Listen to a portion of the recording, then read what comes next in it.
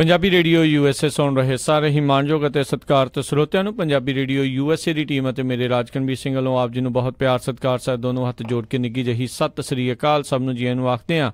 ਸੋ ਤੇ ਪ੍ਰੋਗਰਾਮ ਦੇ ਵਿੱਚ ਆਪ ਸਭ ਦਾ ਸਵਾਗਤ ਹੈ। ਪ੍ਰੋਗਰਾਮ ਖਬਰ ਤੇ ਨਜ਼ਰ ਲੈ ਕੇ ਹਾਜ਼ਰ ਹੋ ਚੁੱਕੇ ਹਾਂ ਤੇ ਮੇਰੇ ਨਾਲ ਪ੍ਰੋਗਰਾਮ ਦੇ ਵਿੱਚ ਇਸ ਟਾਈਮ ਜੁੜ ਚੁੱਕੇ ਨੇ ਮਿੰਟੂ ਗੁਰੂਸਰੀਆ ਜੀ ਮਲੋਟ ਸਟੂਡੀਓਜ਼ ਤੋਂ। ਮਿੰਟੂ ਜੀ ਨਿੱਘੀ ਜੀ ਆਇਆਂ ਨੂੰ ਪਿਆਰ ਭਰੀ ਸਤਿ ਸ੍ਰੀ ਅਕਾਲ ਜੀ। ਸ਼ੁਕਰੀਆ ਜੀ ਸਾਰਿਆਂ ਨੂੰ, ਸਤਿ ਸ਼੍ਰੀ ਅਕਾਲ। ਸਾਡੇ ਅੱਜ ਦੇ ਪ੍ਰੋਗਰਾਮ ਖਬਰ ਤੇ ਨਜ਼ਰ ਉਸ ਨੂੰ ਸਪਾਂਸਰ ਕਰਦੇ ਨੇ ਖਾਲਸਾ ਇੰਸ਼ੋਰੈਂਸ ਏਜੰਸੀ ਵਾਲੇ, ਜਿਨ੍ਹਾਂ ਦੇ ਕੋਲੋਂ ਤੁਸੀਂ ਹਰ ਇੱਕ ਤਰੀਕੇ ਦੀ ਇੰਸ਼ੋਰੈਂਸ ਕਰਵਾ ਸਕਦੇ ਹੋ। ਇੰਸ਼ੋਰੈਂਸ ਬਾਰੇ ਪਤਾ ਕਰਨ ਦੇ ਲਈ ਤੁਸੀਂ ਇਹਨਾਂ ਨੂੰ ਕਾਲ ਕਰੋ 408-272-2500 ਦੇ ਉੱਤੇ। ਇਸ ਦੇ ਨਾਲ ਕ੍ਰਿਸ਼ਨ ਧਨੋਤਾ ਜੀ ਯੂਬਾ ਸਿਟੀ ਤੋਂ, ਗੁਰਵਿੰਦਰ ਸਿੰਘ ਅਵਤਾਰ ਸਿੰਘ ਚਾਂਦੀ ਆਰਨੋ ਐਕਸਪ੍ਰੈਸ ਵਾਲੇ ਕੋਚੈਲਾ ਤੋਂ, ਜੱਸੀ ਗਿੱਲ ਪਲੰਬਿੰਗ ਵਾਲੇ ਅਤੇ ਲਾਲੀ ਸਿੱਧੂ ਜੀ ਬੇਕਰਸਫੀਲਡ ਤੋਂ, ਸੁਖਦੇਵ ਸਿੰਘ ਜੂਟਲਾ ਜੀ ਯੂਬਾ ਸਿਟੀ ਤੋਂ, ਗੁਰਪਾਲ ਸੋਹਲ ਜੀ ਕਲੋਵਿਸ ਤੋਂ, ਪ੍ਰੀਤਮ ਸਿੰਘ ਤਲਵਿੰਦਰ ਸਿੰਘ ਗਿੱਲ ਬੇਕਰਸਫੀਲਡ ਤੋਂ ਅਤੇ ਐਰੋ ਟਰੱਕ ਸੇਲਜ਼ ਵਾਲੇ, ਜਿਨ੍ਹਾਂ ਦੇ ਕੋਲੋਂ ਤੁਸੀਂ ਹਰ ਇੱਕ ਤਰੀਕੇ ਦੇ ਪੁਰਾਣੇ ਟਰੱਕ ਅਤੇ ਟ੍ਰੇਲਰ ਜਿਹੜੇ ਆ ਖਰੀਦ ਸਕਦੇ ਹੋ। ਫੰਟਾਨਾ ਦੇ ਵਿੱਚ ਇਹਨਾਂ ਦਾ ਆਫਿਸ ਆ।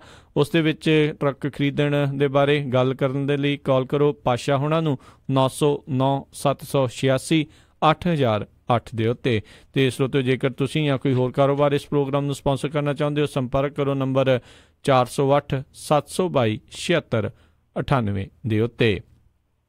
ਮਿੰਟੂ ਜੀ ਗੱਲਬਾਤ ਦਾ ਸਿਲਸਿਲਾ ਸ਼ੁਰੂ ਕਰਦੇ ਹਾਂ। NSUI ਨੇ RSS ਦੇ ਵਿਦਿਆਰਥੀ ਵਿੰਗ ਨੂੰ ਪਛਾੜ ਕੇ DU ਦੇ ਵਿੱਚ ਵਾਪਸੀ ਕੀਤੀ। ਦੇਖੋ ਇਹਨਾਂ ਦੀ ਵਾਕਈ ਵਾਪਸੀ ਹੋ ਰਹੀ ਹੈ। ਪਹਿਲਾਂ PU ਹੁਣ DU ਤੇ ਵਿਚਾਲੇ ਰਾਜਸਥਾਨ ਦੀਆਂ ਜਿਹੜੀਆਂ ਯੂਨੀਵਰਸਿਟੀ ਦੀਆਂ ਚੋਣਾਂ ਹੋਈਆਂ ਜੀ, ਇਹਨਾਂ ਸਾਰੀਆਂ ਨੂੰ ਲਾ ਲਈਏ ਤਾਂ ਏਦਾਂ ਲੱਗਦਾ ਕਿ ਇਹ ਜਿਹੜੀ ਕਾਂਗਰਸ ਦੀ ਵਿਦਿਆਰਥੀ ਜਥੇਬੰਦੀ ਹੈ ਉਹ ਹੌਲੀ ਹੌਲੀ, ਕਿਉਂਕਿ ਕਾਂਗਰਸੀ ਤਾਂ ਥੋੜੇ ਜਿਹੇ ਥੱਕੇ ਪਏ ਆ ਨਾ, ਉਹਨਾਂ ਨੇ ਬਹੁਤ ਕੰਮ ਕੀਤਾ, ਬੜਾ ਵਿਰੋਧ ਕੀਤਾ ਮੋਦੀ ਸਰਕਾਰ ਦਾ, ਵਿਚਾਰੇ ਮੋਰਚੇ ਲਾਉਂਦੇ ਆ, ਕਿਤੇ ਕੁੱਟਾ ਖਾਂਦੇ ਆ, ਉਹ ਤੇ ਥੱਕੇ ਪਏ ਆ। ਸੋ ਇਹ ਜਿਹੜੇ ਨੌਜਵਾਨ ਆ ਉਹ ਕਹਿੰਦੇ ਕਿ ਚਲੋ ਹੁਣ ਅਸੀਂ ਦਾਰੂ ਮਦਾਰਿਆ ਜਿਹੜਾ ਉਹ ਸਾਰਾ ਆਪਣੇ ਮੋਢਿਆਂ ਤੇ ਓਟ ਲਈਏ। ਇਹ ਕਾਰਗੁਜ਼ਾਰੀ ਚੰਗੀ ਕਰਦੇ ਪਏ ਆ। DU ਦੇ ਵਿੱਚ ਤੁਹਾਨੂੰ ਪਤਾ ਹੀ ਹੋਵੇ ਸ਼ਾਇਦ ਕਿ ਪਿਛਲੇ 4 ਸਾਲਾਂ ਤੋਂ ABVP ਜਿਹੜੀ RSS ਦੀ ਵਿਦਿਆਰਥੀ ਸ਼ਾਖ ਆ ਜੀ ਉਹ ਉੱਥੇ ਡੋਮੀਨੇਟ ਕਰਦੀ ਸੀਗੀ। ਸੋ ਦਿੱਲੀ ਦੇ ਵਿੱਚ ਉਹਦੀ ਜੜ ਹਿੱਲ ਜਾਣਾ ਔਰ ਹਿਲਾਉਣਾ ਕਿਹਨੇ? ਕਾਂਗਰਸ ਨੇ। ਤਾਂ ਇਹਦਾ ਮਤਲਬ ਇਹ ਆ ਕਿ ਕਿਤੇ ਨਾ ਕਿਤੇ ਕਾਂਗਰਸ ਉੱਥੇ ਚੜ੍ਹਤ ਦੇ ਵਿੱਚ ਆਉਂਦੀ ਪਈ ਆ।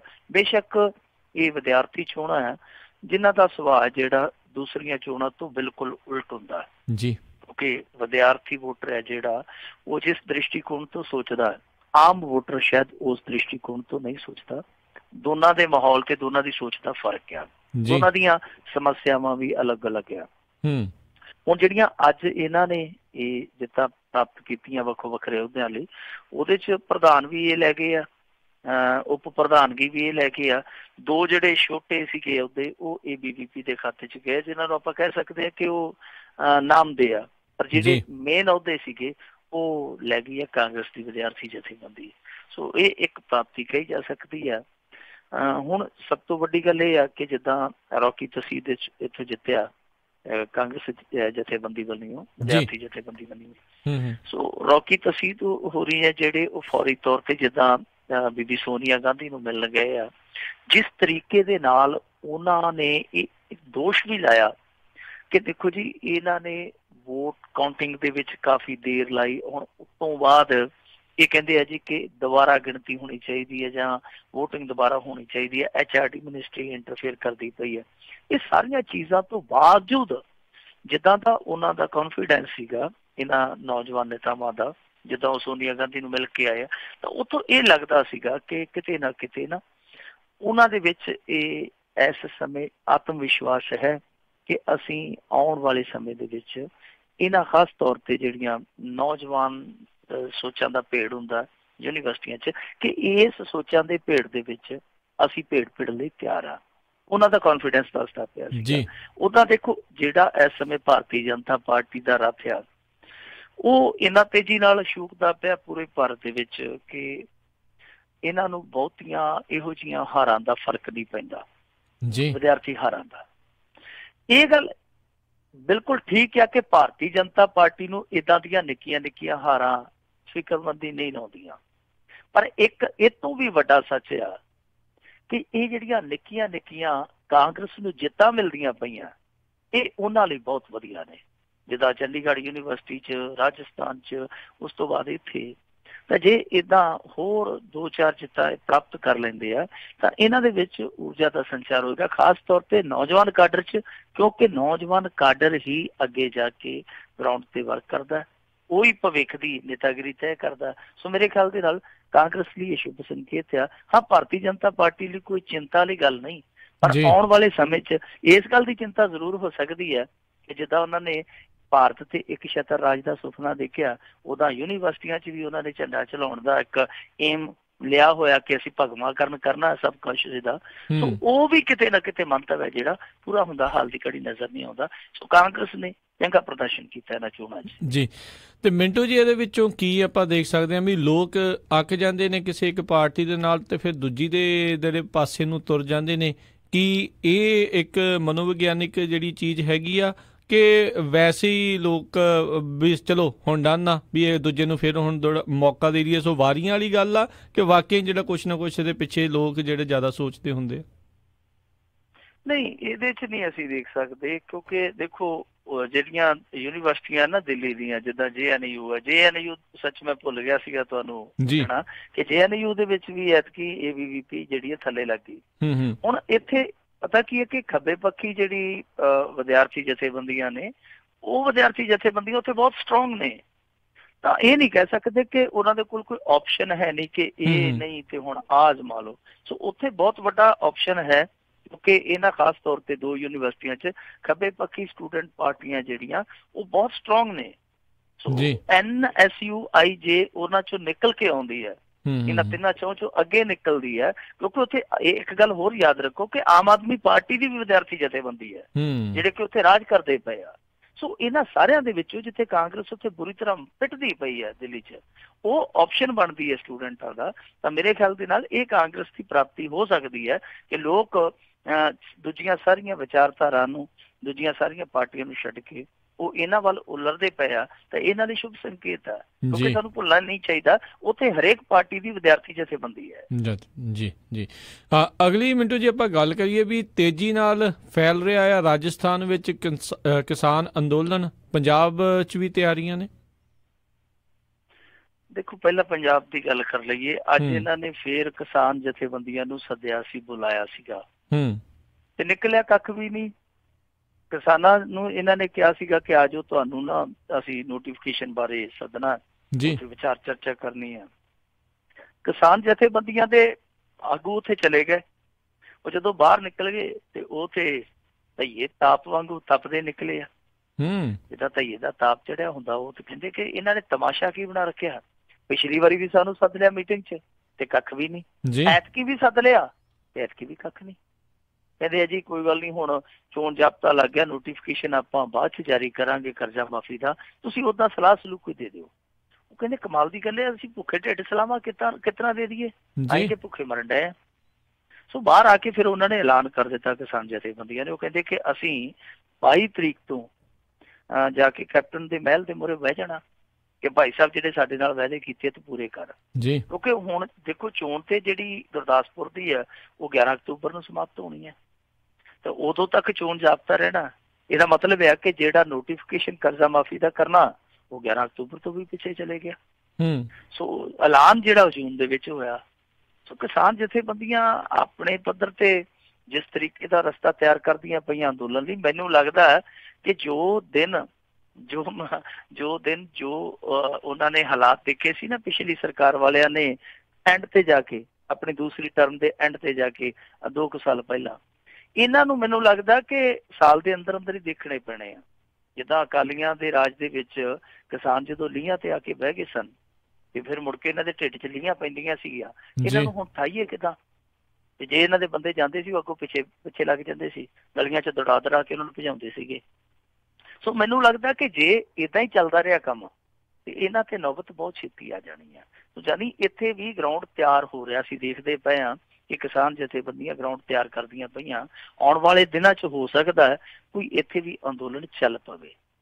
ਪਰ ਦੂਜੇ ਪਾਸੇ ਜਿਹੜੀ ਸਾਡੇ ਗੁਆਂਢੀ ਰਾਜ ਦੇ ਵਿੱਚ ਐਜੀਟੇਸ਼ਨ ਚੱਲਦੀ ਪਈ ਆ ਉਹ 14 ਜ਼ਿਲ੍ਹਿਆਂ ਤੱਕ ਪਹੁੰਚ ਚੁੱਕੀ ਆ। ਔਰ ਕਮਾਲ ਦੀ ਗੱਲ ਹੈ ਕਿ ਜਿਹੜਾ ਪੰਜਾਬ ਦੀ ਹੱਦ ਦੇ ਨਾਲ ਲੱਗਦਾ ਜ਼ਿਲ੍ਹਾ ਹਨੂੰਮਾਨਗੜ੍ਹ, ਇਸ ਜ਼ਿਲ੍ਹੇ ਤੱਕ ਵੀ ਆ ਪਹੁੰਚੀ ਆ।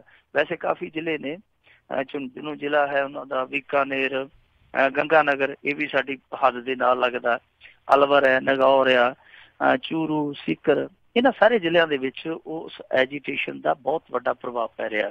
ਆਵਾਜਾਈ ਠੱਪ ਹੋ ਰਹੀ ਆ, ਜਿਹੜੇ ਜ਼ਿਲ੍ਹਾ ਹੈਡਕੁਆਟਰ ਆ ਉਹ ਕਿਸਾਨ ਘੇਰਦੇ ਪਏ ਆ। ਉੱਥੇ ਵੀ ਉਹਨਾਂ ਦੀਆਂ ਬੇਸਿਕ ਜੀਆਂ ਮੰਗਾਂ ਨੇ ਕਿ ਇੱਕ ਤੇ ਜਿਹੜੀਆਂ ਸਾਡੀਆਂ ਜਿਨਸਾਂ ਉਹਨਾਂ ਦਾ ਵਾਜਬ ਭਾਅ ਦਿੱਤਾ ਜਾਵੇ, ਦੂਜਾ ਕਿਸਾਨਾਂ ਦੇ ਕਰਜ਼ੇ ਦੀ ਮਾਫੀ ਹੋਵੇ, ਤੀਜਾ ਜਿਹੜਾ ਕਿ MSP ਉਹ ਸਾਨੂੰ ਦਿੱਤਾ ਜਾਵੇ ਜ਼ਰੂਰ।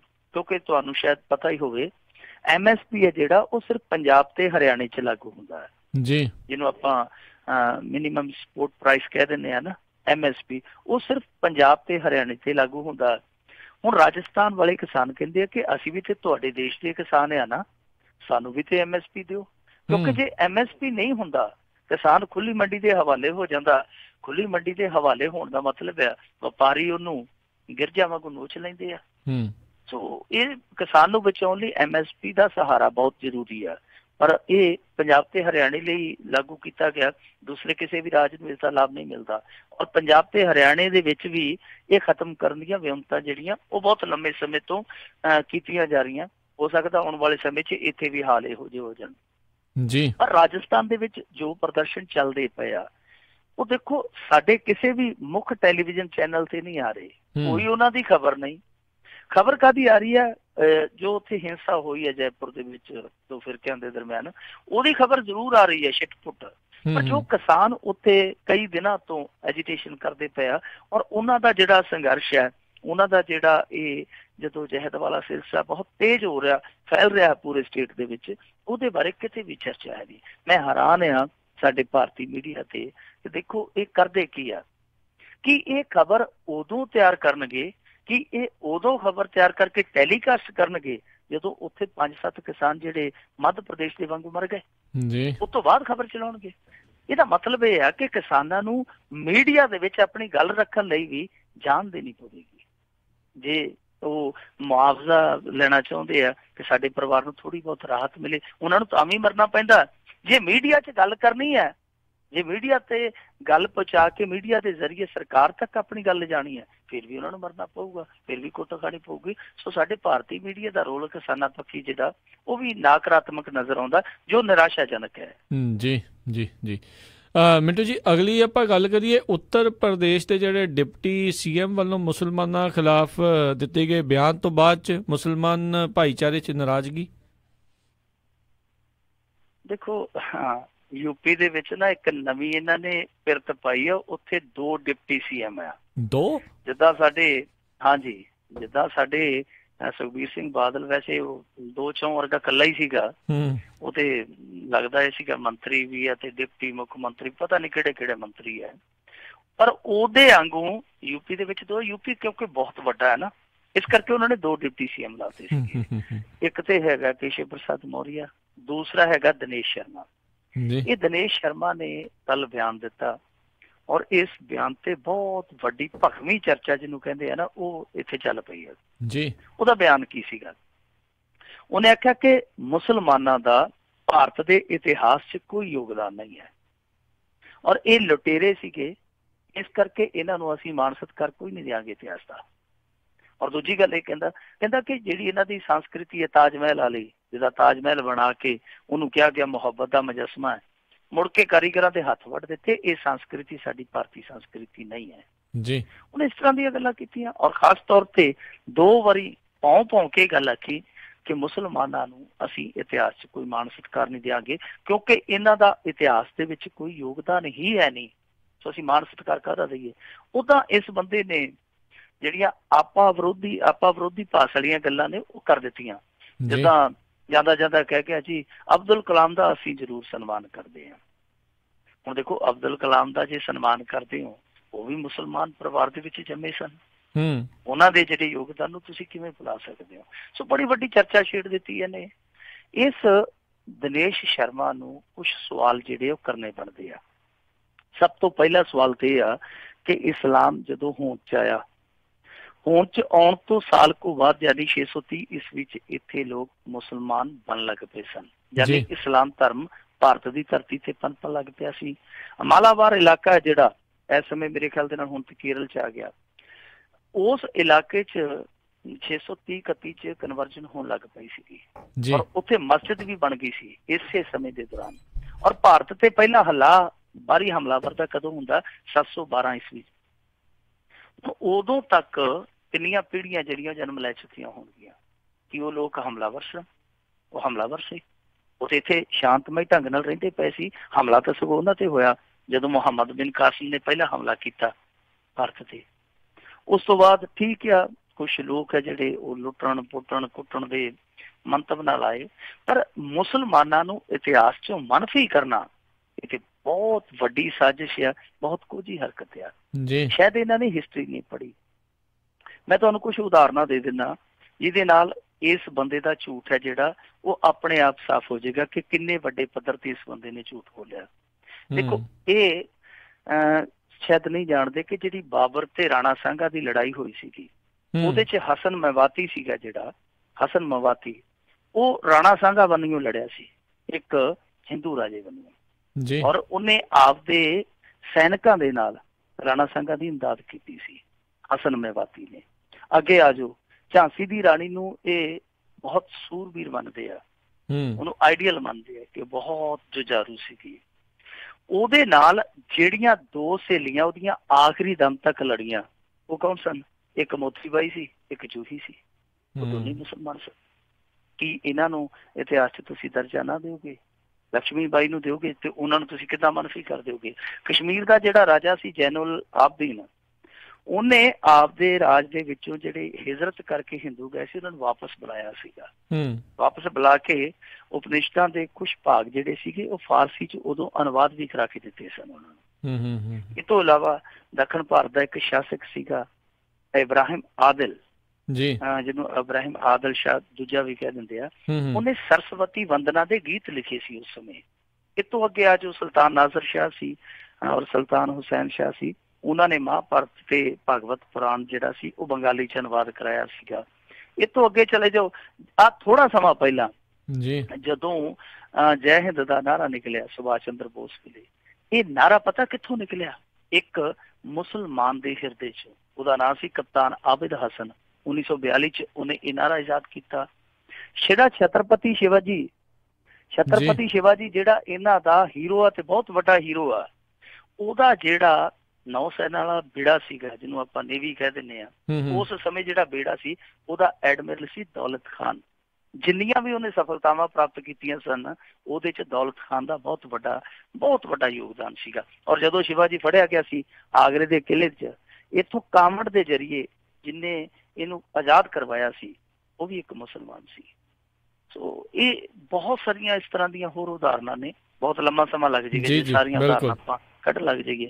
ਪਰ ਇਹ ਦੇਖੋ, ਇਹ ਜਿਨ੍ਹਾਂ ਲੋਕਾਂ ਦਾ ਏਡਾ ਵੱਡਾ ਯੋਗਦਾਨ ਇਤਿਹਾਸ 'ਚ, ਕੀ ਤੁਸੀਂ ਇੰਨਾ ਜ਼ਿਆਦਾ ਫਿਰਕਾ ਪ੍ਰਸਤੀ 'ਚ ਅੰਨੇ ਹੋ ਜਾਓਗੇ ਕਿ ਇਹਨਾਂ ਸਾਰਿਆਂ ਨੂੰ ਤੁਸੀਂ, ਸਾਰੇ ਕਿਰਦਾਰਾਂ ਨੂੰ, ਸਾਰੇ ਯੋਗਦਾਨਾਂ ਨੂੰ ਤੁਸੀਂ ਮਿਟਾ ਦਿਓਗੇ? ਜੇ ਤੁਸੀਂ ਮਿਟਾ ਦਿੰਦੇ ਹੋ ਤਾਂ ਫਿਰ ਤੁਸੀਂ ਰਾਸ਼ਟਰਵਾਦੀ ਲੋਕ ਨਹੀਂ, ਫਿਰ ਤੁਸੀਂ ਅਹਿਸਾਨ ਫਰਾਮੋਸ਼ ਲੋਕ ਹੋ। ਕਿਸੇ ਸਮੇਂ ਸੰਯੋਗ ਲਿਆ, ਇੱਕ ਦੌਰ ਐਸਾ ਆਇਆ ਜਦੋਂ ਤੁਹਾਡਾ ਜ਼ੋਰ ਚੱਲਿਆ ਤੇ ਤੁਸੀਂ ਉਹਨਾਂ ਅਹਿਸਾਨਾਂ ਨੂੰ ਹੈ ਜਿਹੜਾ ਉਹ ਫੱਟੀ ਵਾਂਗੂ ਪੋਚ ਦਿੱਤਾ। ਇਹ ਕੰਮ ਨਹੀਂ ਕਰਨਾ ਚਾਹੀਦਾ। ਦਿਨੇਸ਼ ਸ਼ਰਮਾ ਨੂੰ ਹਿਸਟਰੀ ਪੜ੍ਹ ਲੈਣੀ ਚਾਹੀਦੀ ਹੈ, ਮੁਸਲਮਾਨਾਂ ਦੇ ਕਿਰਦਾਰ ਚੰਗੀ ਤਰ੍ਹਾਂ ਰੱਟ ਲੈਣੇ ਚਾਹੀਦੇ ਆ, ਉਸ ਤੋਂ ਬਾਅਦ ਇਹੋ ਜਿਹੀਆਂ ਸਟੇਟਮੈਂਟਾਂ ਦੇਣੀਆਂ ਚਾਹੀਦੀਆਂ। ਮੁਸਲਮਾਨ ਭਾਈਚਾਰੇ 'ਚ ਇਸ ਬਿਆਨ ਨੂੰ ਲੈ ਕੇ ਬਹੁਤ ਜ਼ਿਆਦਾ ਨਾਰਾਜ਼ਗੀ ਆ ਕਿ ਸਾਨੂੰ ਸਾਰਿਆਂ ਨੂੰ ਇੱਕੋ ਰਸੇ ਬੰਨਣਾ, ਇਹ ਦਿਨੇਸ਼ ਸ਼ਰਮਾ ਦੀ ਕਿੱਥੋਂ ਦੀ ਸਿਆਣਪ ਆ।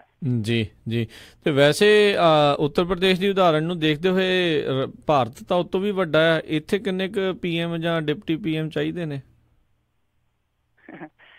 ਦੇਖੋ, ਡਿਪਟੀ PM ਸਾਡੇ ਇੱਥੇ ਜਿਹੜੇ ਮੰਤਰੀ ਨੇ, ਕੈਬਨਿਟ ਮੰਤਰੀ ਹੁੰਦੇ ਆ ਜੀ, ਉਹਨਾਂ ਦੇ ਨਾਲ ਇੱਕ ਰਾਜ ਮੰਤਰੀ ਵੀ ਲਾਇਆ ਜਾਂਦਾ ਹੈ। ਅੱਛਾ ਜੀ। ਰਾਜ ਮੰਤਰੀ, ਵਿਦੇਸ਼ ਰਾਜ ਮੰਤਰੀ, ਵਪਾਰ ਰਾਜ ਮੰਤਰੀ, ਡਿਫੈਂਸ ਦਾ ਵੀ ਰਾਜ ਮੰਤਰੀ ਹੁੰਦਾ। ਸੋ ਇਹ ਇਸੇ ਕਰਕੇ ਲਾਏ ਹੁੰਦੇ ਆ ਅਸਿਸਟੈਂਟ ਡਿਪਟੀ ਨਾਲ, ਕਿਉਂਕਿ ਭਾਰਤ ਬਹੁਤ ਵੱਡਾ, ਉਹਦਾ ਕੰਮਕਾਰ ਜਿਹੜਾ ਵੰਡਾ ਲੈਂਦੇ ਆ। ਸੋ ਡਿਪਟੀ ਪ੍ਰਾਈਮ ਮਿਨਿਸਟਰ ਵੀ ਰਿਹਾ ਆਪਣੇ ਉਹਦਾ ਹੈਗਾ। ਅੱਛਾ ਜੀ, ਡਿਪਟੀ ਪ੍ਰਾਈਮ ਮਿਨਿਸਟਰ ਜਿਹੜੇ ਰਹੇ ਆ ਆਪਣੇ। ਜੀ ਅਗਲੀ ਮਿੰਟੂ ਜੀ ਗੱਲ ਕਰੀਏ ਵੀ ਅਥਾਹ ਦੌਲਤ ਇਕੱਠੀ ਕਰਨ ਵਾਲੇ ਨੇਤਾਵਾਂ ਖਿਲਾਫ ਸੁਪਰੀਮ ਕੋਰਟ ਸਖਤ, ਪਰ ਕੇਂਦਰ ਖੜਾ ਹੱਕ ਦੇ ਵਿੱਚ। ਇਹੀ ਤੇ ਇਹਨਾਂ ਦਾ ਰੋਗ ਆ ਨਾ। ਜਿਹੜੇ ਰੋਗ ਨਾਲ ਬੱਕਰੀ ਮਰ ਗਈ ਉਹੀ ਰੋਗ ਭਟੂਰੇ ਨੂੰ। ਜਿਹੜਾ ਕੰਮ ਪਿਛਲੀ ਸਰਕਾਰ ਕਰਦੀ ਰਹੀ, ਮਨਮੋਹਨ ਸਿੰਘ ਸਰਕਾਰ ਜਿਹੜਾ ਕੰਮ ਕਰਦੀ ਰਹੀ ਕਿ ਉਹ ਇਸ ਤਰ੍ਹਾਂ ਚੋਰਾਂ ਦਾ ਸਾਥ ਦੇਣਾ, ਹਾਲਾਂਕਿ ਮਨਮੋਹਨ ਸਿੰਘ ਤੇ ਆਪ ਤੇ ਕੋਈ ਦੋਸ਼ ਨਹੀਂ ਲੱਗਾ, ਕੋਈ ਦੋਸ਼ ਸਾਬਤ ਨਹੀਂ ਹੋਇਆ, ਕੋਈ ਚੋਰੀ ਸਾਬਤ ਨਹੀਂ ਹੋਈ, ਪਰ ਇੱਕੋ ਹੀ ਚੀਜ਼ ਮਾੜੀ ਰਹੀ ਕਿ ਜਿਹੜੇ ਉਹਦੇ ਅੰਗੀ ਸਾਥੀ ਸੀਗੇ ਉਹ ਸਾਰੇ ਪਾਸਿਓਂ ਹੀ ਦਾਤਰੀ ਵਾਹੁੰਦੇ ਰਹੇ। ਅਖੀਰ ਸਿੱਟਾ ਜਿਹੜਾ ਉਹ ਜਿਵੇਂ ਮਾਨ ਕਹਿੰਦਾ ਸੀ, ਸਿੱਟਾ ਵੇਖਿਆ ਕਮਾਏ ਜਦੋਂ ਇਸ਼ਕ ਦਾ, ਉਹ ਸਿੱਟਾ ਜਦੋਂ ਵੇਖਿਆ ਫਿਰ ਧਾਮਾ ਸਾਰੀ ਮਾਰਦੇ ਸੀਗੇ। ਸੋ ਉਹੀ ਹਾਲ ਲਗਭਗ ਹੈ ਨਾ ਜਿਹੜਾ ਹੁਣ ਇੱਥੇ ਬਣਦਾ ਜਾ ਰਿਹਾ। ਦੇਖੋ ਇਸ ਸਮੇਂ ਸੁਪਰੀਮ ਕੋਰਟ ਦੇ ਵਿੱਚ ਇੱਕ ਬੜੀ ਮਹੱਤਵਪੂਰਨ ਸੁਣਵਾਈ ਚੱਲਦੀ ਪਈ ਹੈ, ਪਰ ਕਮਾਲ ਦੀ ਗੱਲ ਹੈ ਸਾਡਾ ਮੀਡੀਆ ਜਿਹੜਾ ਉਹ ਗੁਰਮੀਤ ਦੀ ਗੁਫਾ ਚੋਂ ਨਹੀਂ ਨਿਕਲ ਰਿਹਾ, ਉਹ ਉਸ ਸੁਣਵਾਈ ਦੀ ਗੱਲ ਹੀ ਨਹੀਂ ਕਰਦਾ ਪਿਆ। ਸੁਣਵਾਈ ਕੀ ਆ? ਇੱਕ ਨਾ ਲਖਨਊ ਦੀ ਇੱਕ ਸੰਸਥਾ ਹੈ ਜਿਹਨੂੰ ਆਪਾਂ NGO ਕਹਿ ਦਿੰਦੇ ਆ, ਲੋਕ ਪ੍ਰਹਿਰੀ ਦਾ ਮਤਲਬ ਹੁੰਦਾ ਜਿਹਦਾ ਪਹਿਰੇਦਾਰ ਕਹਿ ਦਿੰਦੇ ਆਪਾਂ, ਲੋਕਾਂ ਦੇ ਪਹਿਰੇਦਾਰ। ਸੋ ਉਹਨਾਂ ਨੇ ਜਾ ਕੇ ਸੁਪਰੀਮ ਕੋਰਟ ਦੇ ਵਿੱਚ ਪਟੀਸ਼ਨ ਪਾਈ ਕਿ ਦੇਖੋ ਜਿਹੜੇ ਨੇਤਾ ਪਿਛਲਾ ਇਲੈਕਸ਼ਨ ਲੜ ਕੇ ਗਏ ਆ, ਜੋ ਉਹਨਾਂ ਨੇ ਹਲਫਨਾਮਾ ਦਿੱਤਾ ਸੀਗਾ, ਜੋ ਜਾਇਦਾਦ ਦੱਸੀ, ਉਹੀ ਜਾਇਦਾਦ ਜਦੋਂ ਉਹਨਾਂ ਨੇ ਅਗਲੇ ਇਲੈਕਸ਼ਨ 'ਚ ਹਲਫਨਾਮਾ ਦੇ ਕੇ ਦੱਸੀ, ਉਹਦੇ ਵਿੱਚ ਤੇ ਕਿਸੇ 'ਚ 2100% ਦਾ ਵਾਧਾ, ਕਿਸੇ 'ਚ 1700% ਦਾ ਵਾਧਾ, ਕਿਸੇ 'ਚ 1100% ਦਾ ਵਾਧਾ। ਇਹ ਕੀ ਹੋ ਰਿਹਾ? ਫਿਰ ਸੁਪਰੀਮ ਕੋਰਟ ਨੇ ਨਾਲ ਦੀ ਨਾਲ ਇਸ ਮਾਮਲੇ ਤੇ ਕੇਂਦਰ ਤੋਂ ਜਵਾਬ ਮੰਗ ਲਿਆ ਸੀਗਾ।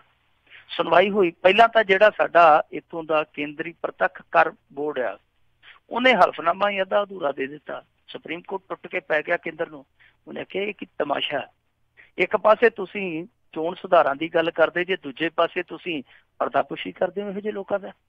ਫਿਰ ਇਹਨਾਂ ਨੇ ਜਾ ਕੇ ਅਗਲੇ ਦਿਨ ਅਸਲੀ ਹਲਫਨਾਮਾ ਜਿਹੜਾ ਦਾਇਰ ਕੀਤਾ, ਉਹਦੇ ਵਿੱਚ ਇਹਨਾਂ ਨੇ 7 ਮੈਂਬਰ ਪਾਰਲੀਮੈਂਟ ਔਰ 98 ਪੂਰੇ ਦੇਸ਼ ਦੇ ਵਿਧਾਇਕ ਹੈ ਜਿਹੜੇ, ਉਹਨਾਂ ਦਾ ਨਾਂ ਉੱਥੇ ਸੀਲਬੰਦ ਰਿਪੋਰਟ ਦੇ ਜ਼ਰੀਏ ਦੇ ਦਿੱਤਾ ਸੁਪਰੀਮ ਕੋਰਟ ਨੂੰ। ਸੁਪਰੀਮ ਕੋਰਟ ਨੇ ਉਹ ਰਿਪੋਰਟ ਖੋਲ ਕੇ ਨਾ ਪੜ੍ਹੇ।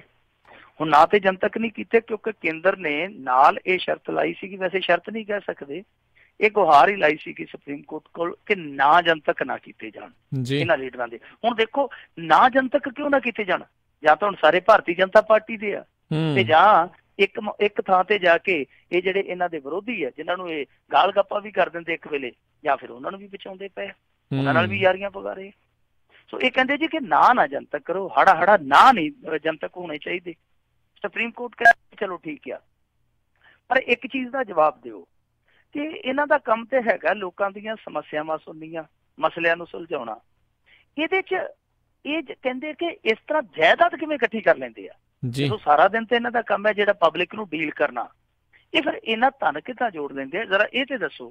ਕਹਿੰਦੇ ਜੇ ਇਹ ਬਿਜ਼ਨਸ ਕਰਦੇ ਆ, ਚਾਹੇ ਕੋਈ ਵੀ ਬਿਜ਼ਨਸ ਕਰਦੇ ਆ, ਪਰ ਇਹਦਾ ਵੀ ਜਵਾਬ ਦਿਓ ਨਾ ਕਿ ਇੱਕ ਐਸਾ ਬਿਜ਼ਨਸ ਕੋਈ ਵਿਅਕਤੀ ਕਰ ਸਕਦਾ ਜਿਹੜਾ ਨਾਲ ਪਬਲਿਕ ਡੀਲ ਕਰਦਾ ਤੇ ਨਾਲ ਉਹ ਆਪਣੇ ਬਿਜ਼ਨਸ ਦੇ ਵਿੱਚ ਇਸ ਤਰ੍ਹਾਂ ਫਾਇਦੇ ਖੱਟੀ ਜਾਂਦਾ। ਕੀ ਇਸ ਤਰ੍ਹਾਂ ਦਾ ਬਿਜ਼ਨਸ ਕਰਨਾ ਰਾਜਨੀਤੀ ਦੇ ਵਿੱਚ ਇਹ ਜ਼ਰੂਰੀ ਹੈ? ਕੀ ਇਹ ਸਹੀ ਹੈ? ਕੇਂਦਰ ਇਹਦਾ ਵੀ ਜਵਾਬ ਦੇਵੇ। ਹੁਣ ਇਹਨਾਂ ਦੇ ਕੋਲ ਇਹਨਾਂ ਚੀਜ਼ਾਂ ਦੇ ਜਵਾਬ ਪਤਾ ਨਹੀਂ ਹੋਣਗੇ ਜਾਂ ਨਹੀਂ ਹੋਣਗੇ, ਪਰ ਸੁਪਰੀਮ ਕੋਰਟ ਪੁੱਛਦਾ, ਉਹ ਕਹਿੰਦਾ ਕਿ ਜਨਤਾ ਨੂੰ ਪਤਾ ਹੋਣਾ ਚਾਹੀਦਾ ਕਿ ਉਹਦਾ ਨੁਮਾਇੰਦਾ ਜਿਹੜੀ ਇੰਨੀ ਦੌਲਤ ਜੋੜਦਾ ਪਿਆ, ਇਕੱਤਰ ਕਰਦਾ ਪਿਆ, ਉਹਦਾ ਸਰੋਤ ਕੀ ਹੈ, ਉਹਨੂੰ ਘੱਟੋ ਘੱਟ ਪਤਾ ਤੇ ਲੱਗੇ ਉਹਦਾ ਲੀਡਰ ਪੈਸੇ ਕਮਾ ਕਿੱਥੋਂ ਰਿਹਾ। ਹੁਣ ਇਹਦੇ ਤੇ ਦੇਖੋ ਜਿਹੜਾ ਸੁਪਰੀਮ ਕੋਰਟ ਆ ਉਹਨੇ ਇੱਕ ਹੋਰ ਆਈਡੀਆ ਦਿੱਤਾ ਇਹਨਾਂ ਨੂੰ, ਤੁਸੀਂ ਏਦਾਂ ਕਰੋ, ਇਹਨਾਂ ਮਸਲਿਆਂ ਨੂੰ ਟੈਕਸ ਵਾਲੇ ਕੇਸਾਂ ਦੇ ਤੌਰ ਤੇ ਨਾ ਲਓ, ਸਿੱਧੇ ਤੌਰ ਤੇ ਇਹਨਾਂ ਤੇ ਮੁਕੱਦਮੇ ਦਰਜ ਕਰੋ ਕਿਉਂਕਿ ਇਹਨਾਂ ਦੀ ਕਮਾਈ ਹੈ ਜਿਹੜੀ ਉਹ ਗਲਤ ਢੰਗਾਂ ਨਾਲ ਜਾਪਦੀ ਹੈ। ਸੋ ਇਹਨਾਂ ਤੇ ਤੁਸੀਂ ਮਾਮਲੇ ਦਰਜ ਕਰੋ ਔਰ ਇਹਨਾਂ ਲਈ ਤੁਸੀਂ ਫਾਸਟ ਟਰੈਕ ਕੋਰਟ ਜਿਹੜੇ ਆ ਉਹ ਗਠਿਤ ਕਰ ਦਿਓ। ਫਾਸਟ ਟਰੈਕ ਕੋਰਟ ਗਠਿਤ ਕਰਕੇ ਉਸ ਤੋਂ ਬਾਅਦ ਇਹਨਾਂ ਦਾ ਫੈਸਲਾ ਕਰ ਦਿਓ, ਇਹਨਾਂ ਦੀ ਕਿਸਮਤ ਦਾ ਫੈਸਲਾ ਹੋ ਜਾਵੇ। ਪਰ ਕੇਂਦਰ ਨੇ ਉੱਥੇ ਵੀ ਇਹਨਾਂ ਬੰਦਿਆਂ ਦਾ ਪੱਖ ਪੂਰਿਆ। ਪੱਖ ਕਿੱਦਾਂ ਪੂਰਿਆ? ਪੱਖ ਏਦਾਂ ਪੂਰਿਆ, ਉਹ ਕਹਿੰਦੇ ਜੀ ਕਿ ਨਹੀਂ ਦੇਖੋ ਇਹ ਜਿਹੜੇ ਫਾਸਟ ਟਰੈਕ ਕੋਰਟ ਵਾਲੇ ਪੰਗੇ 'ਚ ਨਾ ਪਾਓ, ਸਾਡਾ ਜਿਹੜਾ ਕੇਂਦਰੀ ਪ੍ਰਤੱਖ ਟੈਕਸ ਬੋਰਡ ਹੈ ਜਿਹੜਾ ਉਹ ਸਹੀ ਕੰਮ ਕਰਦਾ ਪਿਆ, ਤੁਹਾਨੂੰ ਜ਼ਰੂਰਤ ਹੀ ਨਹੀਂ। ਜਾਨੀ ਜੇ ਫਾਸਟ ਟਰੈਕ ਕੋਰਟ ਦੀ ਗੱਲ ਆਈ ਤੇ ਉੱਥੇ ਵੀ ਇਹ ਨੇਤਾਵਾਂ ਨੂੰ ਬਚਾਉਣ 'ਚ ਲੱਗ ਪਏ ਕੇਂਦਰ ਵਾਲੇ। ਸੋ ਜਦੋਂ ਕੇਂਦਰ ਵਾਲੇ ਸ਼ੈਲਟਰ ਦੇ ਰਹੇ ਆ ਇਹੋ ਜਿਹੇ ਬੰਦਿਆਂ ਨੂੰ, ਚਾਹੇ ਉਹ ਕਿਸੇ ਵੀ ਪਾਰਟੀ ਨਾਲ ਸੰਬੰਧਿਤ ਹੈ, ਕਿਉਂਕਿ ਮੈਨੂੰ ਨਹੀਂ ਲੱਗਦਾ ਕਿ ਸਾਰੇ ਇੱਕ ਪਾਰਟੀ ਦੇ ਹੋਣਗੇ, ਮੈਨੂੰ ਲੱਗਦਾ ਸਾਰੀਆਂ ਪਾਰਟੀਆਂ ਦੇ ਇੱਕ ਦੋ ਹੋਣਗੇ ਇਹਦੇ ਵਿੱਚ, ਕਿਉਂਕਿ ਬੜੀ ਲੰਮੀ ਚੌੜੀ ਫਹਿਰਿਸਤ ਹੈ। ਕਿਉਂਕਿ ਇਹ ਸਿਰਫ 500% ਵਾਲੇ ਆ, ਜਿਨ੍ਹਾਂ ਦੀ 500 % ਵਧੀ ਹੈ ਨਾ ਜਾਇਦਾਦ 5 ਸਾਲਾਂ 'ਚ, ਇਹ ਉਹ ਨਾ ਆ ਜੀ। ਤੇ ਜੇ ਪਿੱਛੇ ਨੂੰ ਚੱਲ ਪਏ ਉਹਦੇ 'ਚ ਤੇ ਅਮਿਤ ਸ਼ਾਹ ਵੀ ਆ ਜਾਣਾ, ਕਿਉਂਕਿ ਉਹਦੇ ਵੀ 5 ਸਾਲਾਂ 'ਚ 300% ਦੀ ਜਿਹੜੇ ਜਾਇਦਾਦ ਦੇ ਅਸਾਸੇ ਵਧੇ ਆ, 300%। ਸੋ ਇਸ ਤਰ੍ਹਾਂ ਬਹੁਤ ਸਾਰੀਆਂ ਪਾਰਟੀਆਂ ਦੇ ਜਿਹੜੇ ਉਹ ਨੁਮਾਇੰਦੇ ਇਹਦੇ 'ਚ ਆ ਜਾਣੇ ਆ। ਹੁਣ ਇਹ ਉਹਨਾਂ ਨੂੰ ਸ਼ੈਲਟਰਿੰਗ ਕਰਦੇ ਪਏ ਆ। ਸੋ ਸੁਪਰੀਮ ਕੋਰਟ ਇਸ ਮਾਮਲੇ ਤੇ ਬਹੁਤ ਸਖਤ ਹੋਇਆ ਬੈਠਾ ਹੈ।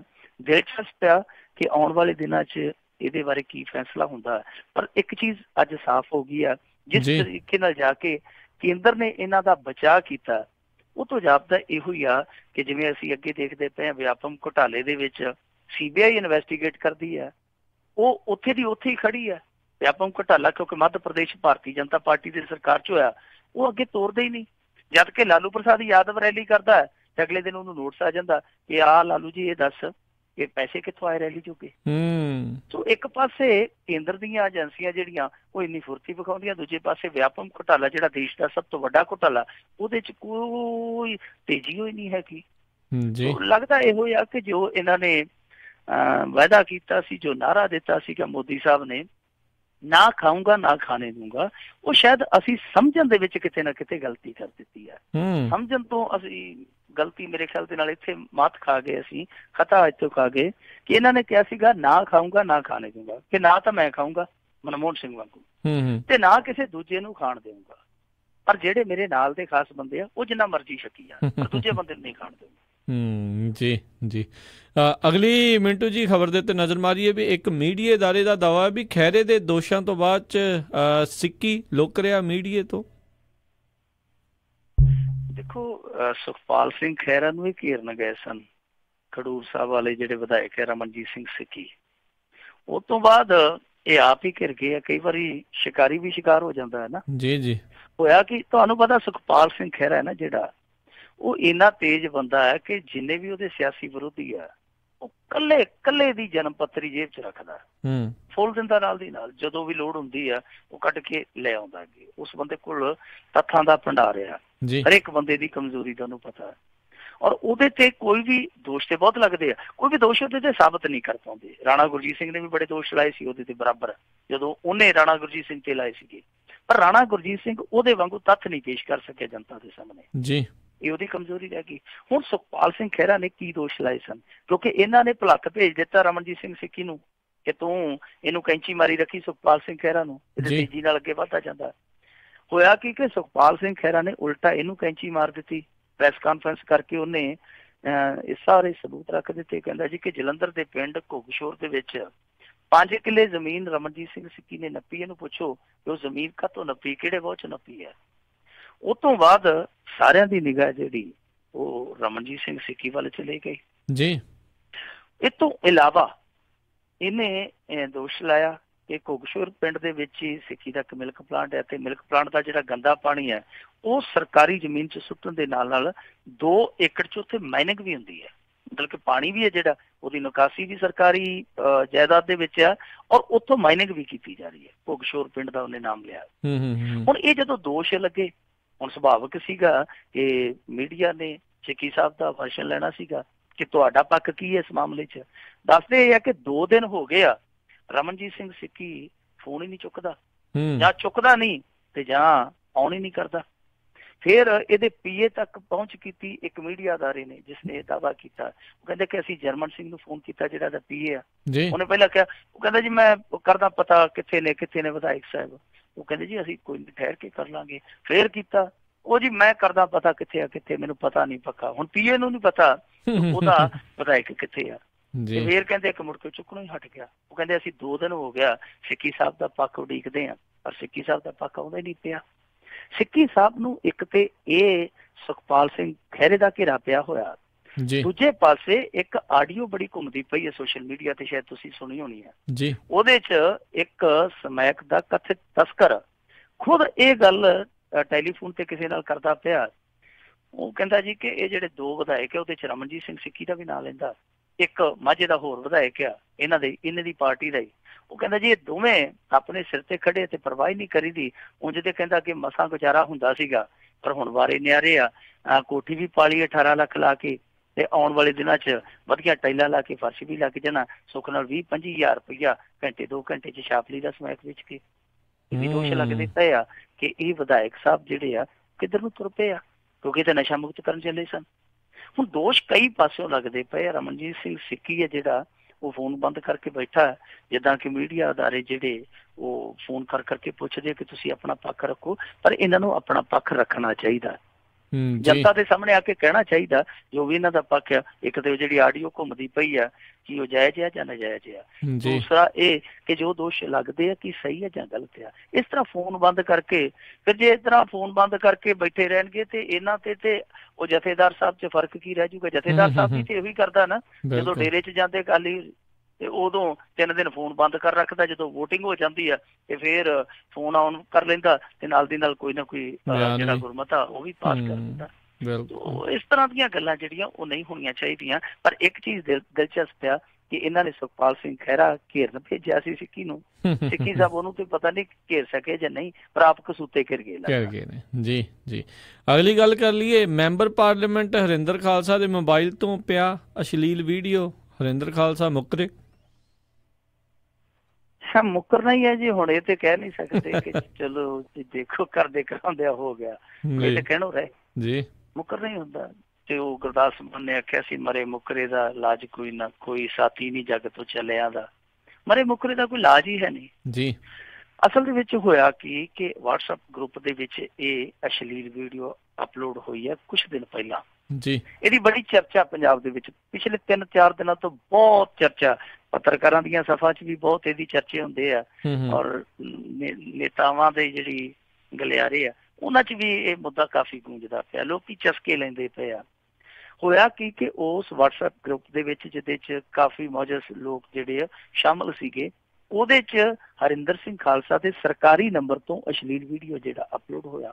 ਰੌਲਾ ਪੈ ਗਿਆ, ਬੜੀਆਂ ਲਾਹਨਤਾਂ ਪਈਆਂ ਉਸ ਗਰੁੱਪ 'ਚ ਕਿ ਖਾਲਸਾ ਜੀ ਨਾਂ ਦੇ ਪਿੱਛੇ ਵੀ ਖਾਲਸਾ ਲੱਗਾ, ਉਂਝ ਵੀ ਮੈਂਬਰ ਪਾਰਲੀਮੈਂਟ ਜੇ ਤੇ ਕੋਈ ਸ਼ਰਮ ਨੂੰ ਹੱਥ ਮਾਰੋ, ਆ ਕੀ ਕਰਤੂਤ ਕੀਤੀ ਆ। ਉਸ ਤੋਂ ਬਾਅਦ ਹੋ ਮੈਂ ਨਹੀਂ ਕੀਤਾ ਜੀ, ਮੈਂ ਨਹੀਂ ਕੀਤਾ, ਬਾਅਦ 'ਚ ਸਫਾਈਆਂ ਦੇਣ ਤੇ ਉਤਰ ਆਏ। ਹੁਣ ਸਫਾਈ ਇਹ ਦਿੱਤੀ ਆ ਕਿ ਦੇਖੋ ਜੀ, ਕਹਿੰਦਾ ਜੀ ਮੈਂ ਤੇ ਬਾਹਰ ਗਿਆ ਸੀਗਾ, ਮੈਨੂੰ ਤਾਂ ਹੁਣ ਪਤਾ ਲੱਗਿਆ ਇਹ ਤੋਂ। ਉਹ ਦਰਅਸਲ ਹੋਇਆ ਕਿ ਬਾਹਰ ਕਿਸੇ ਦੇ ਘਰ 'ਚ ਮੇਰਾ ਮੋਬਾਇਲ ਰਹਿ ਗਿਆ ਤੇ ਜਦੋਂ ਮੇਰੀ ਚੇਤਾ ਮੋਬਾਇਲ ਤਾਂ ਪਿੱਛੇ ਰਹਿ ਗਿਆ, ਮੈਂ ਦੌੜਿਆ ਆਇਆ, ਜਦ ਤੱਕ ਉਹਨਾਂ ਦਾ 14-15 ਸਾਲ ਦਾ ਜਵਾਕ ਸੀ, ਉਹਨੇ ਸ਼ਾਇਦ ਇਹ ਕੰਮ ਕਰ ਦਿੱਤਾ ਜੀ। ਹੁਣ ਕਮਾਲ ਦੀ ਗੱਲ ਹੈ ਕਿ ਕੰਮ ਇਹ ਜਵਾਕ ਨੇ ਕਰ ਦਿੱਤਾ, ਇਹ ਸਿੱਧ ਕਿਵੇਂ ਹੋਵੇ? ਚਲੋ ਲੋਕਾਂ ਨੇ ਭਾਣਾ ਮੰਨ ਲਿਆ ਕਿ ਠੀਕ ਆ, ਇੱਕ ਵੇਲਾ ਏਦਾਂ ਦਾ ਜਿਹੜਾ ਆ ਜਾਂਦਾ ਕਿ ਕੋਈ ਕਰ ਦਿੰਦਾ ਅਪਲੋਡ। ਹੁਣ ਇਹ ਤੋਂ ਜੇ ਅੱਗੇ ਚੱਲੀਏ, ਆ ਪਿੱਛੇ ਜੇ ਇੱਕ ਬਹੁਤ ਵੱਡੇ ਪੁਲਿਸ ਕਰਮਚਾਰੀ ਨੇ ਵੀ ਇਹੋ ਜਿਹਾ ਹੀ ਕੰਮ ਕੀਤਾ ਸੀਗਾ। ਮੋਹਾਲੀ ਦਾ ਬਹੁਤ ਵੱਡਾ ਇੱਕ ਗਰੁੱਪ ਬਣਿਆ ਸੀ WhatsApp ਗਰੁੱਪ, ਜਿਹਦੇ 'ਚ ਪੱਤਰਕਾਰ ਵੀ ਸਨ, ਲੇਖਕ ਵੀ ਸਨ, ਨੇਤਾ ਵੀ ਸਨ, ਪੁਲਿਸ ਮੁਲਾਜ਼ਮ ਵੀ ਸਨ, ਪੁਲਿਸ ਕਰਮਚਾਰੀ ਵੀ ਸਨ, ਵੱਡੇ ਪੁਲਿਸ ਅਫਸਰ ਵੀ ਸਨ। ਉਹਨੇ ਵੀ ਇਸੇ ਤਰ੍ਹਾਂ ਇੱਕ ਨਿਊਡ ਵੀਡੀਓ ਜਿਹੜਾ ਉਹ ਅਪਲੋਡ ਕਰ ਦਿੱਤਾ ਤੇ ਮੁੜ ਕੇ ਕਹਿੰਦਾ ਉਹ ਜੀ ਮੈਂ ਤੇ ਨਹਾਉਣ ਗਿਆ ਸੀ, ਪਿੱਛੋਂ ਜਵਾਕ ਨੇ ਕਿਤੇ ਬਟਨ ਨੱਪ ਦਿੱਤੇ ਤੇ ਵੀਡੀਓ ਪੈ ਗਿਆ, ਹੁਣ ਮੈਂ ਕੀ ਕਰਾਂ। ਉਹ ਵੀ ਬੜੀ ਚਰਚਾ ਚੱਲੀ ਸੀ। ਹੁਣ ਦੇਖੋ ਬਹਾਨੇ ਜਵਾਕਾਂ ਦੇ ਆ ਕਿ ਜਵਾਕ ਅਪਲੋਡ ਕਰ ਦਿੰਦੇ ਆ, ਜਵਾਕ ਅਪਲੋਡ ਹੀ ਕਰਦੇ ਆ ਨਾ, ਉਹ ਡਾਊਨਲੋਡ ਤੇ ਨਹੀਂ ਨਾ ਕਰਦੇ।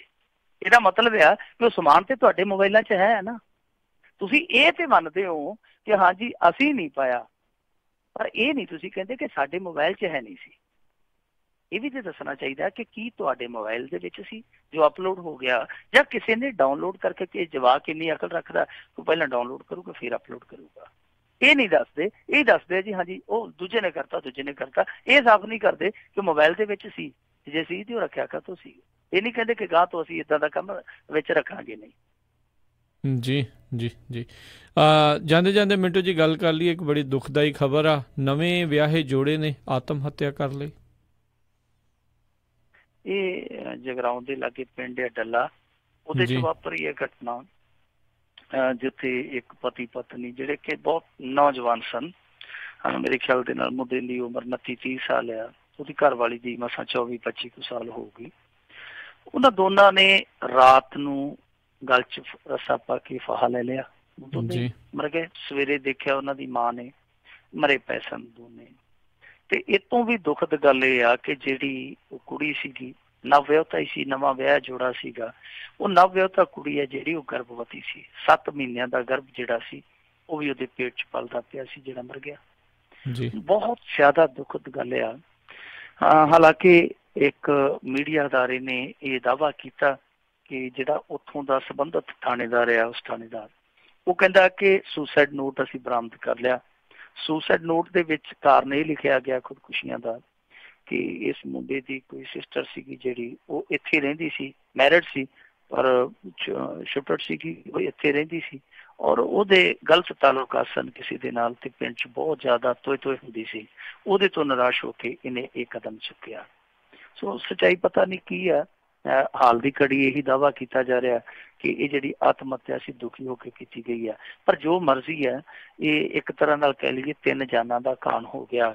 ਇਹ ਇੱਕ ਵੈਸੇ ਅਸੀਂ ਨਾ ਇਸ ਪੰਜਾਬ ਦੇ ਵਿੱਚ ਬੈਠੇ ਹੁਣ ਨਵੀਂ ਜਿਹੀ ਚੀਜ਼ ਦੇਖਦੇ ਪਏ ਹਾਂ ਕਿ ਖੁਦਕੁਸ਼ੀਆਂ ਅੱਗੇ ਲੋਕ ਕੱਲੇ ਕਰਦੇ ਸਨ, ਪਰ ਹੁਣ ਜਦੋਂ ਖੁਦਕੁਸ਼ੀਆਂ ਹੁੰਦੀਆਂ, ਜ਼ਿਆਦਾ ਖੁਦਕੁਸ਼ੀਆਂ ਦੇ ਵਿੱਚ ਇਹ ਹੁੰਦਾ ਕਿ ਨਾਲ ਜਾਂ ਤੇ ਮੁੰਡਾ, ਨਾਲ ਘਰ ਵਾਲੀ ਜਾਂ ਪਿਤਾ, ਕਈ ਮੌਕਿਆਂ ਤੇ ਅਸੀਂ ਵੇਖਿਆ ਕਿ ਦਾਦਾ ਪੋਤਰਾ ਵੀ ਇਕੱਠੇ ਖੁਦਕੁਸ਼ੀ ਕਰਦੇ ਜਾਂ ਖੁਦਕੁਸ਼ੀ ਕਰਨ ਦਾ ਯਤਨ ਕਰਦੇ ਆ। ਸੋ ਇਹ ਇੱਕ ਪਿਰਤ ਜਿਹੜੀ ਆ ਉਹ ਨਵੀਂ ਵੇਖਣ ਨੂੰ ਮਿਲਦੀ ਪਈ ਆ। ਇਸ ਪਿਰਤ ਨੂੰ ਕਿਵੇਂ ਅਸੀਂ ਨਜਿੱਠੀਏ, ਇਸ ਪਿਰਤ ਨੂੰ ਕਿਵੇਂ ਤੋੜੀਏ, ਜਾਂ ਖੁਦਕੁਸ਼ੀਆਂ ਦਾ ਜਿਹੜਾ ਵਰਤਾਰਾ ਇਹਨੂੰ ਕਿੱਦਾਂ ਰੋਕੀਏ, ਉਹਦਾ ਜਵਾਬ ਕਿਸੇ ਕੋਲ ਨਹੀਂ। ਨਾ ਸਮਾਜ ਕੋਲ ਆ, ਨਾ ਸਰਕਾਰ ਕੋਲ ਆ, ਨਾ ਮੇਰੇ ਖਿਆਲ ਦੇ ਨਾਲ ਕਰਤਾਰ ਕੋਲ ਆ। ਬਸ ਸਿਰਫ ਤੇ ਸਿਰਫ ਸਾਰੇ ਕੈਲਕੂਲੇਟਰ ਬਣ ਕੇ ਉਹ ਲਾਸ਼ਾਂ ਗਿਣਦੇ ਰਹਿੰਦੇ ਆ। ਅੱਜ ਕਿਸਾਨ ਇੰਨੀ ਖੁਦਕੁਸ਼ੀਆਂ ਕਰ ਗਏ, ਅੱਜ ਫਲਾਣੇ ਇੰਨੇ ਮਰ ਗਏ, ਅੱਜ ਰੋਡ ਐਕਸੀਡੈਂਟ 'ਚ ਇੰਨੇ ਚਲੇ ਗਏ, ਅੱਜ ਨਸ਼ੇ ਕਰਕੇ ਇੰਨੇ ਮਰ ਗਏ। ਸਿਰਫ ਤੇ ਸਿਰਫ ਲਾਸ਼ਾਂ ਦੀ ਗਿਣਤੀ ਚੱਲ ਜਾ ਰਹੀ ਹੈ। ਉਹ ਗਿਣਤੀ ਮੇਰੇ ਖਿਆਲ ਦੇ ਨਾਲ ਛੇਤੀ ਮੁੱਕਣੀ ਵੀ ਨਹੀਂ। ਜੀ ਜੀ। ਤੇ ਮਿੰਟੂ ਜੀ, ਬਹੁਤ ਬਹੁਤ ਤੁਹਾਡਾ ਧੰਨਵਾਦ। ਤੁਸੀਂ ਸਾਡੇ ਨਾਲ ਜੁੜੇ, ਇਹਨਾਂ ਖਬਰਾਂ ਬਾਰੇ ਸਾਨੂੰ ਵਿਸਤਾਰ ਜਾਣਕਾਰੀਆਂ ਦਿੱਤੀਆਂ। ਅਗਲੀ ਵਾਰ ਤੱਕ ਲਈ ਬਹੁਤ ਬਹੁਤ ਧੰਨਵਾਦ, ਬੜੀ ਮਿਹਰਬਾਨੀ। ਸਤਿ ਸ੍ਰੀ ਅਕਾਲ। ਸਤਿ ਸ੍ਰੀ ਅਕਾਲ ਜੀ। ਤੇ ਸਰੋਤਿਓ, ਇੱਥੇ ਹੀ ਸਾਡਾ ਅੱਜ ਦਾ ਪ੍ਰੋਗਰਾਮ ਖਬਰ ਤੇ ਨਜ਼ਰ ਸਮਾਪਤ ਹੈ। ਮਿਲਾਂਗੇ ਤੁਹਾਨੂੰ ਸਾਰਿਆਂ ਨੂੰ ਅਗਲੇ ਬੁਲੇਟਿਨ 'ਚ। ਉਦੋਂ ਤੱਕ ਲਈ ਤੁਹਾਨੂੰ ਸਾਰਿਆਂ ਨੂੰ ਬਹੁਤ ਪਿਆਰ ਸਤਿਕਾਰ ਸਹਿਤ ਦੋਨੋਂ ਜੋੜ ਕੇ ਨਿੱਘੀ ਜਿਹੀ ਸਤਿ ਸ੍ਰੀ ਅਕਾਲ। ਜਿੰਨੇ ਵਾਸਤੇ ਰਹੋ, ਹੱਸਦੇ ਖੇਲਦੇ ਰਹੋ, ਸੁਣਦੇ ਰਹੋ ਪੰਜਾਬੀ ਰੇਡੀਓ USA।